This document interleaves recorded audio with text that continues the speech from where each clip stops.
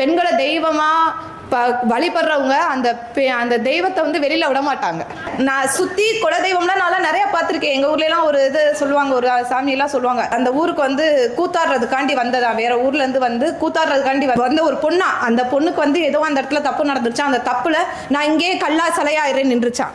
அந்த பொண்ணு எனக்கு ஒரு அநீதி நடந்துருச்சுன்னு சொன்னா அதை கல்லா சிலையாக்கி உட்கார வச்சிருவோம். நம்ம அதுக்கு நீதி வாங்கி கொடுக்கல, அதுக்கு தப்பு பண்ண அந்த பொண்ணுக்கு தவறு இழைத்த ஒரு ஆணோ பெண்ணோ யாரா இருக்கட்டும் அவங்களுக்கான தண்டனையை வாங்கி கொடுக்கல, நம்ம கல்லாக்கி சிலையாக்கி உட்கார வச்சுட்டோம். அதை அவ்வளவுதான்.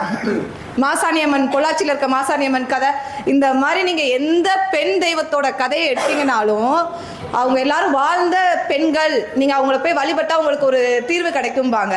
ஆனா அவங்களுக்கு நடந்த அநியாயத்துக்கு நீதி எங்கேயுமே வாங்கப்படலை. அவங்கள கல்லா உட்கார வச்சு சாமியா கும்பிட்டு இருக்கோம். நம்ம அதுல என்ன யூஸ்ன்னு எனக்கு இன்னைக்கு வரைக்கும் தெரியல.